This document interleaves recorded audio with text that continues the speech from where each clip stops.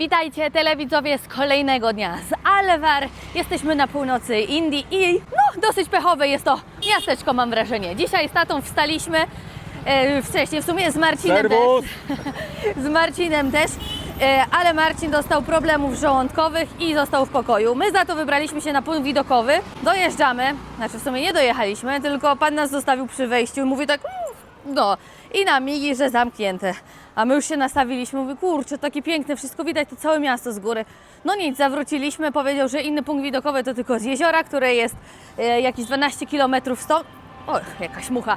Albo nawet więcej, więc odpuściliśmy, bo plan jest dzisiaj, żeby dostać się do Delhi. I kombinujemy teraz, jak dojechać do Delhi, bo opcja taka jak wczoraj, czyli jechać do autostrady, czyli godzinę tutaj stąd, najpierw tuk-tukiem, później autobusem lokalnym i później kawałek trzeba się przejść autostradą i z autostrady łapać autobus do Delhi. To taka pierwsza opcja. Druga opcja pociąg, ale wszystkie bilety są już wyprzedane, także to też ciężko, bo później mogłoby się tak zdarzyć, żebyśmy stali.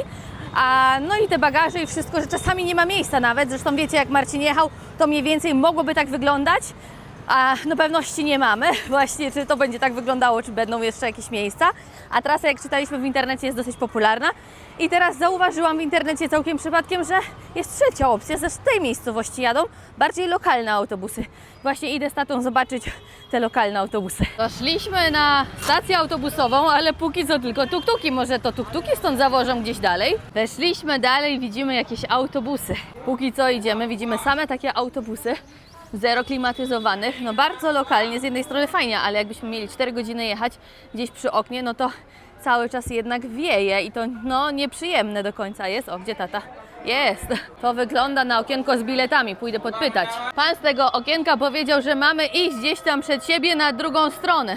To może te tutaj bardziej bliżej jadą, a tamte dalej, choć co widzę, to autobusy bardzo podobne. Tam widzę jeden taki klimatyzowany stoi. Wydaje mi się, że tu jest okienko, gdzie możemy zapytać o bilet. Pan tutaj chodzi i krzyczy, widzicie, takich jakby naganiaczy. Kojarzy mi się to z Ameryką Południową, na przykład jak byliśmy w Gwatemali, tak samo na takich dworcach to chodzili naganiacze i krzyczeli, tak wiecie, donośnym głosem. A podpytaliśmy pana i pan powiedział, że o 15:45 albo 35 jedzie autobus do Delhi z klimatyzacją, kosztuje 351 rupii za osobę, znaczy za tatę, za mężczyznę, a mi powiedział, że kobiety tutaj mają 50% zniżki, więc ja bym zapłaciła tylko połowę.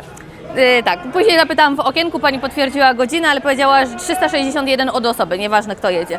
Także ja już nie wiem sama, o co tu chodzi, a te bez klimatyzacji to też coś czuję, że on chciał coś zarobić, bo pan, który stał obok, mówi, nie, 131 rupii bez klimatyzacji, one tak mniej więcej co jakiś tam czas jeżdżą. A pan powiedział też 180 coś, żebyśmy zapłacili. Także lepiej kupować w tych okienkach, ale nie wszyscy mówią też po angielsku, a ja hindi też nie znam, więc jakoś trzeba tu się dogadać. Ale chyba zrezygnujemy z tej opcji i po prostu pojedziemy szybciej, postaramy się pojechać przynajmniej szybciej pociągiem. My już się wyprowadzamy z naszego hotelu, jeszcze trzeba jakiś podpis złożyć. Mało tych podpisów nie było w tym hotelu. Jest już nasz kapitan, bo w aplikacji Rapido właśnie tak się nazywają kierowcy tuk-tuku. Zawracaj kolego, nie? Ładujemy się, ale te tuk-tuki są większe, zwróćcie uwagę, więc nam jest też łatwiej włożyć tam walizki. Jedziemy już, mamy jakieś 7 minut, ale przez to, że te tuk-tuki są większe, to też są takie miejsca do siedzenia jeszcze obok kierowcy. Jak tam wam? Ciasno też? Nie, ludzie! porządku. Że trzecia osoba by się spokojnie, czwarta, przepraszam, zmieściła. Tu jakaś wycinka drzew pewnie była, o jeszcze ambulans jedzie. Jeszcze święte krowy u nas na drodze, musimy je tak puścić, one mają pierwszeństwo. Dojechaliśmy już na stację, ale nie mamy jeszcze biletu, żeby dojechać do Delhi. Wyczytałem, że najwyższy mandat w kolei to jest 12 zł plus cena biletu doliczają, więc nie wiem, czy nie zaryzykujemy dzisiaj. Ludzie czekają na pociągi, relaksują się na chodniku, a my musimy znaleźć pociąg, który do nas jedzie. Ale po nazwach to nam nic nie mówi. Idziemy do kasy podpytać się o bilety. O, tutaj też pan sprzedaje. Kupujemy bilety w okienku 225 rupii, czyli lekko ponad 8 zł za 4 godziny jazdy ponad. Za 3 osoby, za 3 bilety. Mamy jeszcze prawie pół godziny do odjazdu naszego pociągu, więc ja idę poszukać coś do jedzenia, jakąś wodę kupić na drogę, bo mamy te bilety najtańszą klasą, więc tutaj często te wagony są tak przetłoczone, że czasami nawet nie ma jak usiąść na podłodze, więc szykujemy się tak trochę pół na pół, że będą miejsca i że nie będą miejsca, bo oglądaliśmy nawet jakieś filmiki sobie wczoraj no to nieraz jak jest popularna trasa, no to tam ludzie tak stoją jeden na drugim. Może nie aż tak gęsto jak w Mumbaiu, co jechałem tymi lokalnymi pociągami miejskimi, ale też jest tłoczno. Oni są dobrzy, tutaj tuk-tukarzy zawsze sporo stoi, bo to stacja, pytam się ich, gdzie jedzenie mogę kupić jakieś najszybciej? Oni mówią, wsiadaj, ja cię zawiozę, bo to daleko. Może i tak być, nie wiem, ale oni zawsze tak mówią. W sensie, że chcą zarobić na tym, że cię zawiozą gdzieś. A może się okazać właśnie, że gdzieś jakieś jedzenie będzie tutaj zaraz za rogiem. I są jakieś budy od razu przy stacji. Co pan tutaj ma? Pani Puri. Dobra, pani Puri nie chce na wyjazd, bo się nie nadaje na wyjazd. Tutaj też widzę pani Puri. Pani Puri to dobra przekąska zjeść na miejscu, bo się rozjeżdża, bo tam taki płyn się leje do środka. Więc nie bardzo, ale tam jeszcze jakieś budy widzę. Tutaj też Puri. O, tutaj pan coś smaży, ale też takie placki śniadaniowe. No dobra. O, tam jest jakaś restauracja. I będzie na śniadanie omlet z 4 jajek, albo będą 2 omlety. Zobaczymy, jak pan to wykombinuje. A, no już widzę, że będzie po prostu jeden większy omlet. Taki omlet to no bread. No właśnie, pan już mi tutaj chleb. Taki omlet to dosłownie chwila i będzie dobry. Omlet już zapakowany do woreczka. Pan mi tutaj musi dać jeszcze, cebula, tak, jeszcze chleba. Tam jest stacja, a tutaj przy stacji od razu sklep z alkoholem. Mamy niespełna 10 minut do odjazdu pociągu, ale jeszcze szybko zjemy nasze śniadanie, czyli te omlety, warzywa, jakieś tam chlebki, to jest sos pomidorowy, jakbyś chciała. Dawno tak szybko nie jadłem śniadania. Poszło nam naprawdę ekspresowo. Tak, zjedzone śniadanie, czekamy, nasz pociąg zaraz gdzieś będzie tutaj wjeżdżał, właśnie wychodzimy. Albo z tej, w sumie, nie wiem. Ale widzę, że z tej strony jedzie jakiś pociąg, więc musimy... Aha, tu jest A2 to ma nasze... Musimy szukać innej klasy, bo my jedziemy najtańszą dzisiaj. Ponoć nasz wagon będzie ostatni i nawet jest napisane tam klasa, także sprawdzajcie sobie, jak będziecie w Indiach, właśnie tutaj są takie wyświetlacze i to jest numer wagonu. Jakim jedziecie, wtedy sobie szukacie na przykład A1, A2, tutaj akurat mryga, nie widać za wiele, ale obecnie. Pociąg już jest blisko. Pięknie to wygląda! A, to też są chyba General, czy to nie? Only Ladies tam było. A, to sypialniane są. No dobra, nasz jedzie na końcu. Już widzimy nasze wagony, to pewnie będą te 2 ostatnie. Choć ten też jest inny. O kurna. Albo to wysiadają ludzie. A ciasno jest tam. O, to będzie stane 3 godziny. Chodźmy może na koniec. Tak, idziemy na koniec zobaczyć. Ale jaja będą, bo tutaj w ogóle miejsca nie ma. Ludzie już tam stoją. Pani jeszcze tutaj tak no. O, kolega też. O, będziemy... Czekaj kolego, no kurde, daj tu wejść, chłopie. I jak tam warunki? Mamy gdzie usiąść? Tu będzie gorąco. I jedziemy, siedzimy w sumie na górze, bo na dole miejsca nie ma, wiadomo. Jeszcze przed końcem Indii warto było przejechać się właśnie taką klasą pociągu. Jak za starych czasów w Polsce, prawda? Ważne, że siedzimy. No dokładnie. Są ludzie, którzy stoją. I tak tutaj życie płynie w tych pociągach. Ludzie biorą jedzenie z domu, tu pani ma jakieś placki, jakąś pastę widzę, chili do tego i jakoś trzeba sobie radzić. Ale jedzenie też roznoszą, ale nie wiem, czy teraz będą roznosić, choćmy już podjedliśmy. Już słyszymy, że ktoś tutaj ich idzie i coś krzyczy, więc coś pewnie sprzedają. I gdzie ten pan? Pani, to woda pewnie. A i napoje jakieś? Mari, masz ochotę na coś słodkiego? Nie, mam wodę i jeszcze herbatę, póki co starczy. O, jest pan. Ale to nie wygląda mi na pracownika pociągu, tylko tak prywatnie sobie pan sprzedaje. Teraz pan sprzedaje jakieś przekąski, miksuje wszystko, cebula i co to jest? Sieciorka ugotowana. Sól do tego i to nie wiem co to jest, jakieś chrupki chyba, limonka. I zobacz jak... Aha. Sprytnie wymieszał, no i porcja gotowa. Chwilę ujechaliśmy, posiedzieliśmy, dojeżdżamy do pierwszej stacji. Ja wyskoczyłem zobaczyć, ale jakaś stacja spokojna, więc pewnie chwilę i odjeżdżamy. Jak tam, Mari? Chłopaki od razu też tutaj sprzedają przy samym pociągu, nie wchodzą nawet do pociągu, tylko przez takie okna. Kolega jeszcze łazi z całym workiem chipsów, nie wiem czy jeszcze zdążycie zobaczyć, ale to jest cały wór, taki jakbyście naładowali 50 kg ziemniaków. Jedziemy dalej na kolejną stację, a ja zaraz sobie tutaj usiądę, tylko wyjedziemy z tej stacji, żebym gdzieś tam nogi tylko nie wsadził. A co tu się dzieje? Karetki? Nie! Jakaś manifestacja, niebieskie flagi, muza. O kurde! Ile ludzi tutaj! Może jakaś partia polityczna, która wygrała, bo wybory ostatnio były w Indiach. Kolejna osoba, która coś sprzedaje. Tutaj widzę jakieś soczki mango. 10 minut i dojeżdżamy na kolejną stację. W takim worku pan sprzedaje te chipsy. I tutaj tak samo ludzie od razu podchodzą pod wagony i sprzedają wodę. Wjeżdżamy na jakąś stację bardzo powoli. A, czyli co? Jakaś mała stacja, że nawet my nie dojeżdżamy do stacji, więc ja tutaj...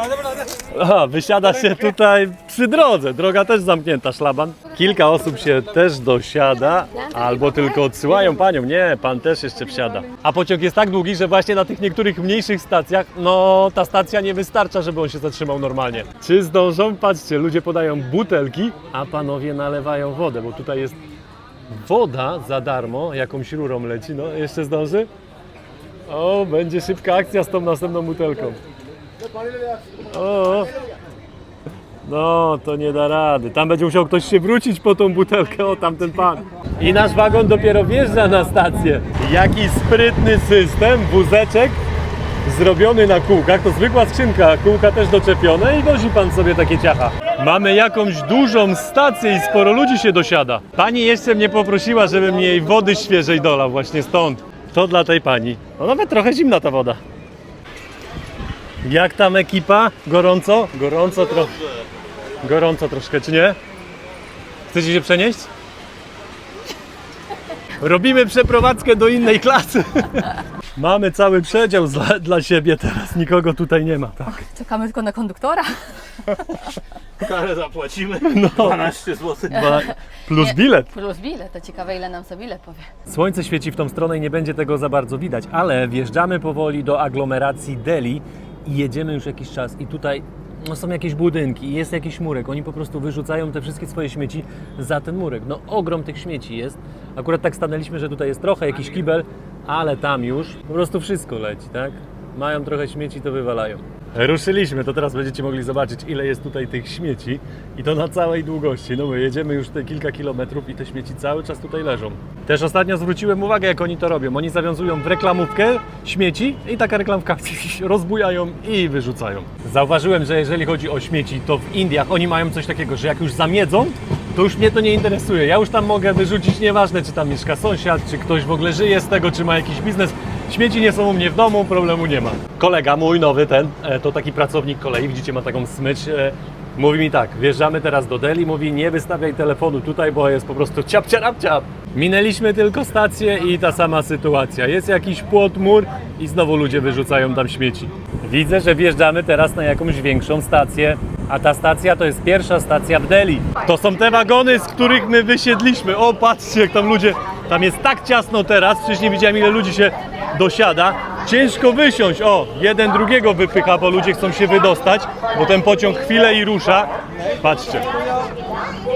Masakra, ile tam jest ludzi, a tutaj wcześniej widziałem, ludziom było ciężko wejść w ogóle i tutaj jest tak samo, widzę.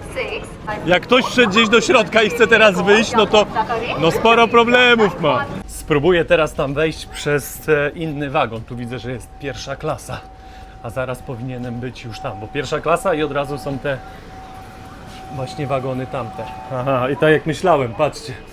Na łańcuch jest zaczepione tutaj. A, teraz jest tak założone, że to można chyba otworzyć. O! Co tu? A nie, też jest łańcuch. Czyli da się tak przejść, ale dobra. Kawałek może wejdę. O! O! Kurde, nie mogę tego pchnąć teraz, ale... Dobra, jeszcze raz spróbuję. O! Dobra. Ciężko je otworzyć, zobaczcie. No teraz tego tak nie widać, no ale mnóstwo ludzi. Ludzie na podłogach muszą siedzieć, tutaj też kartony. Ludzie dużo rzeczy wożą, więc o, jest i mój kolega tutaj. Przesiadł się, bo wcześniej też jechał tam, gdzie my. Jeszcze policjant będzie wyskakiwał? Chyba tak. O, policjant wie, jak to się robi. Zobaczcie jeszcze, jak ludzie tutaj skromnie żyją.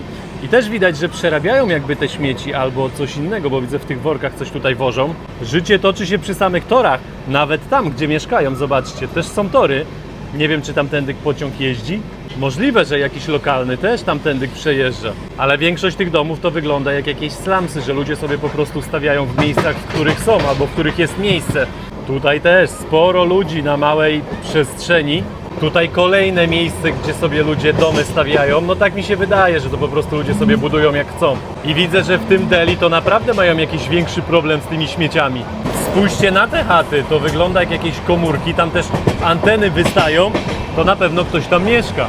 Doczytałem sobie właśnie na ten temat i było napisane, że u nich jest coś takiego, że jak ktoś ma dom i sklep, to jest jego, a przestrzeń już poza ich własnością już jest jakby niczyja. To oni się tym nie interesują, dlatego oni też tam śmiecą. Nie ma czegoś takiego jak wspólna, publiczna przestrzeń, oni jakby tego nie czują. Kolejna sprawa to kasty, które tutaj kiedyś były. Oficjalnie ich już nie ma, ale to nawet gołym okiem widać, jak oni traktują tych biednych ludzi. I kiedyś biedni ludzie sprzątali z tej najniższej kasty, więc ludzie, którzy są z wyższej kasty albo mają pieniądze, po prostu oni się uważają za takich ludzi, po których ktoś musi sprzątać. Więc oni te śmieci wywalają gdzie chcą, bo wiedzą, że i tak ktoś przyjdzie, to pozamiata. I jeszcze też jest trzecia sprawa, która też jest bardzo ważna i oni mają problem z tym, żeby te śmieci wszystkie ktoś od nich odbierał, więc dlatego te śmieci lądują w takich miejscach. No i później komuś jest łatwiej podjechać do takiego jednego miejsca raz na tydzień i zabrać te śmieci, niż jeździć tam u nich do wszystkich tych domów. Podejrzewam też, że nawet nie mieliby jak dojechać do tych niektórych domów. Te domy nie są jakieś zarejestrowane, tego też nikt nie płaci. Więc oni pewnie je wywalają, ktoś to może przebiera, zabierają do jednego miejsca i wtedy też im jest łatwiej, tak mi się po prostu wydaje. W takim kraju, gdzie wszyscy uważają, że śmieci mogą sobie wyrzucić gdzie chcą, to nauczyć ich tego i jeszcze powiedzieć im, że mają za to zapłacić, no moim zdaniem to będzie ciężkie. Ale w końcu muszą zacząć to robić, no bo tych śmieci jednak przybywa. Coraz więcej zużywamy tych rzeczy, coraz więcej rzeczy jest pakowanych w jakieś plastiki. Hindusom życzę powodzenia w tym, żeby się trochę wzięli za to, a my za chwilę wysiadamy. I jesteśmy! Mari jeszcze zrobiła sobie foto z panem tutaj, który pracuje. O, tak. Dzięki wielkie, żółwik. Tak, dzięki za darmową przejażdżkę. Thank you so much. Jeszcze ludzie wskakują do pociągu, już się trochę rozpędził. Jak wagony upchane jeszcze? No upchane, sporo ludzi. Dobra decyzja, że zmieniliśmy? O, ja się cieszę, tak, tato, a ty? Marika przede wszystkim się cieszy. Tak. Marika tu, Mnie się podobało. Marika tu sugerowała wszystkim, ale Marika chyba najbardziej chciała zmienić. Nie chodzi o to, po prostu też o bezpieczeństwo i mieliśmy taką sytuację, że już przy wyjściu postawiłam plecak jeden i nagle ja mówię, tak carapcap nie ma tego plecaka, nie? A wszyscy jesteśmy jakby i wiecie, zamieszanie, tam musieliśmy je wyciągać. Ja tylko te dwa pilnowałam najważniejsze ze sprzętem, a właśnie tego, nagle go nie ma. Nie, ja mówię, dobra, liczę plecaki 6. Marcin w ogóle zapomniał tam z góry jednego plecaka, a pan zobaczył, że naszej nieuwagi i już pod siedzenie zawinął. Tak, i później przeprosił, ale wiecie, no naprawdę no, trzeba tu się pilnować w takich pociągach. A kiedy pan ostatni raz jechał na gapę? To tak jakby pan z TLK wsiadł do Pendolino w Polsce. Przepraszam, bilet miałem. Ale nie na Pendolino, tylko na TLK. Okej, idziemy.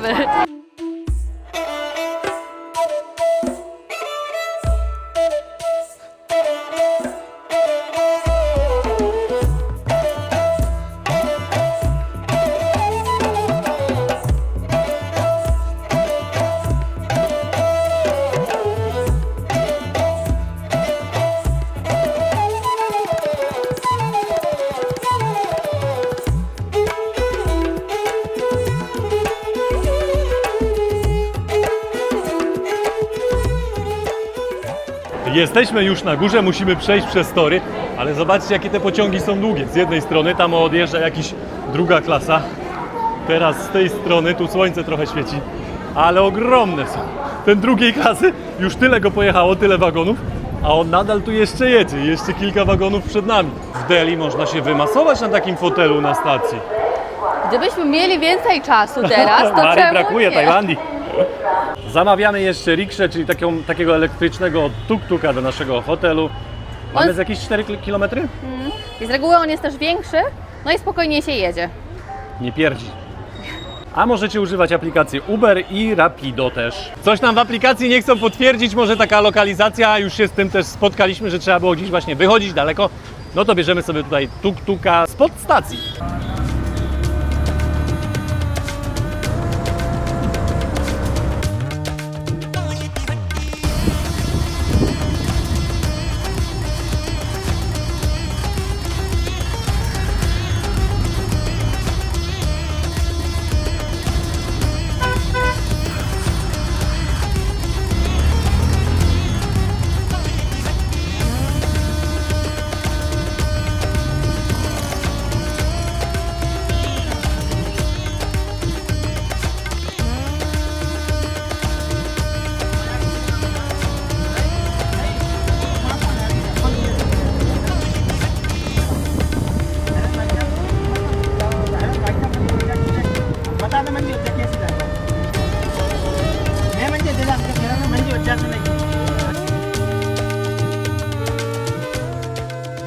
Thank you! Jest już nasz kierowca, przywiózł nas do hotelu. Tak się nazywa nasz nowy hotel. Ładnie wygląda z zewnątrz, a płacimy za niego tylko 65 zł.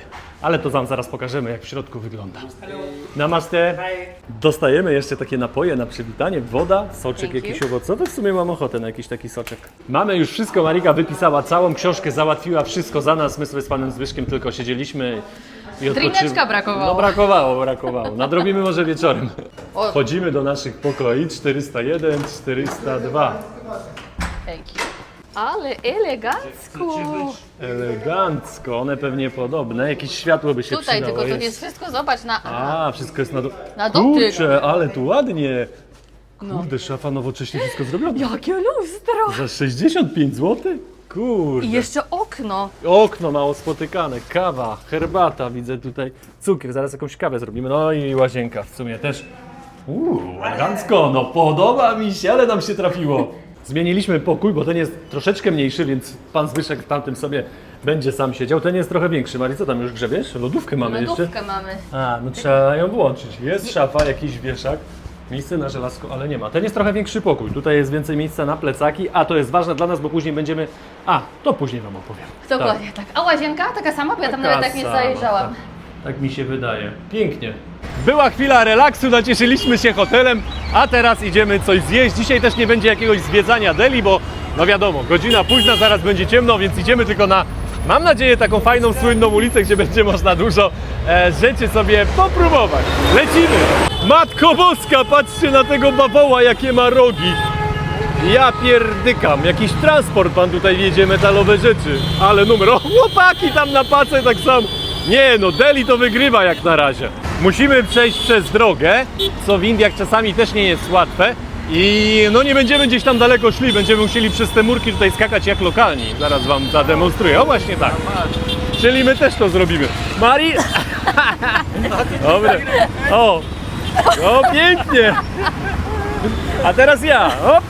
Dobra, jesteśmy. I teraz drugą stronę. W drugą stronę było dużo łatwiej. Dobra, idziemy. Akurat tutaj się zatrzymali na światłach, więc jest łatwiej przejść, bo nie jadą tak szybko. Zobaczcie, jest tutaj miejsce, gdzie można się wymasować, ale jak nie ma chętnych, no to pieski też sobie tutaj leżą, odpoczywają. Nie wiem, czy pani je masuje, ale te pieski się cieszą. Jest, kości mamy jakieś. Masz kość? Zaraz tu podkarmimy pieski. Ale się cieszą. No. Ojej! O, A. tylko nie tylko kość, tylko i A, mięsko. bo my mam mięso. O! No. Ej! Nie chcą! Może za ostre? Chodzimy sobie teraz po takich lokalnych uliczkach, małych, gdzie samochody nie wjeżdżają. Można sobie wjechać skuterem. Tam musimy iść. Idziemy do takiej większej drogi teraz. A po drodze miejsca, gdzie można zjeść. Pani tam widzę robi chow mein, samosy. Są miejsca, gdzie można kwiaty kupić. Oczywiście jakieś lokalne hotele, sklepiki. Wszystko znajdziecie. To jest takie miejsce, gdzie jak przyjedziecie do New Delhi, to warto się tutaj zatrzymać. Main Bazaar Road się nazywa ta ulica.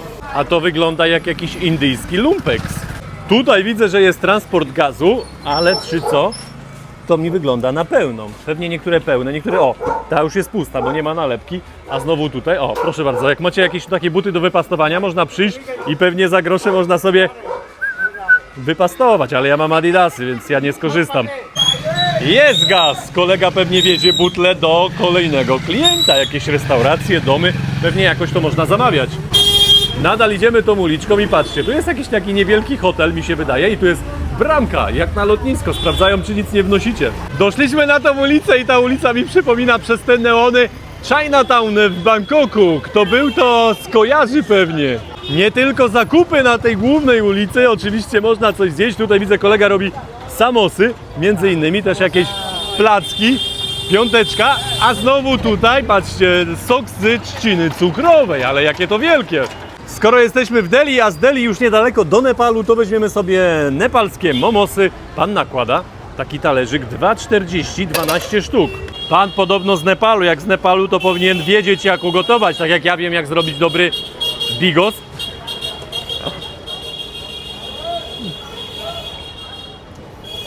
Suche, zdecydowanie, ciasto suche i te warzywa jakoś niewyczuwalne. A, i tu jeszcze jakiegoś łonowca widać. No nic.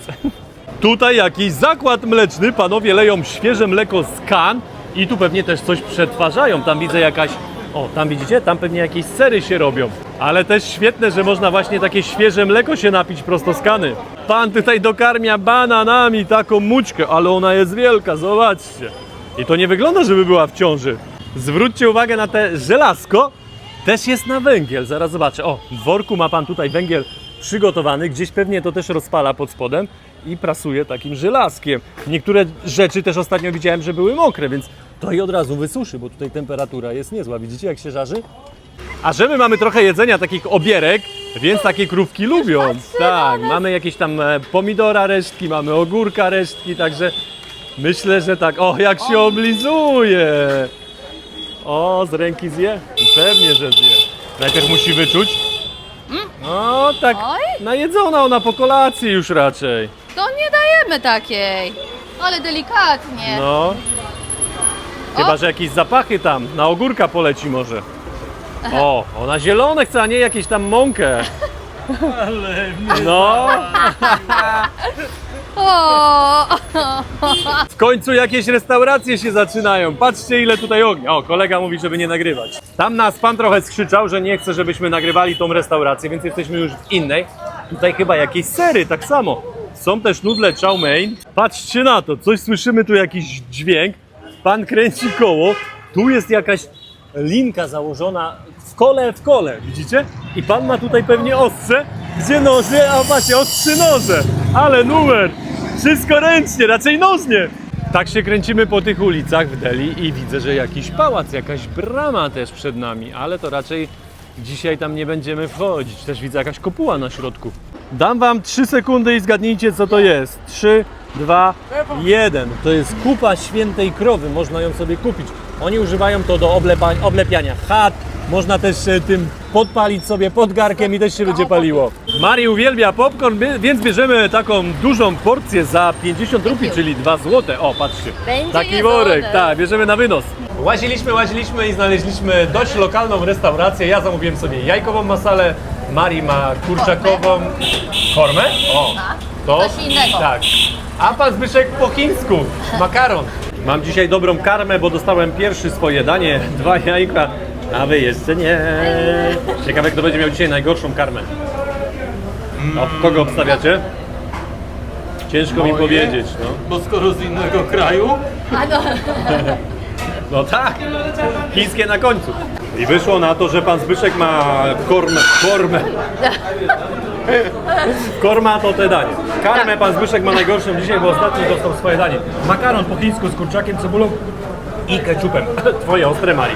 A ja nie czuję, że było ostre, za to bardzo dobre smaki. Wychodzimy już z restauracji. Pan tu pomiksował. Marika dostała inne danie niż miała dostać, dlatego myśleliśmy, że jest inne. Makaron też policzył inny. Herbaty nie przyniósł, także... Pomieszane wszystko, ale finalnie było bardzo dobre i rachunek Tak. zgadzał się na koniec. Musieliśmy trochę tam... się wykłócić, No, wykłócić, bo nic a- nie zapisywał, on wszystko zapamiętywał No. i się okazało, że nie zapamiętał. Butelki nazbierane z hoteli i teraz będzie recykling i też kartony widzę tutaj recyklują. O, zresztą tutaj jest takie wysypisko, tam jeszcze pan leje na te śmieci, później ktoś się będzie przebierał.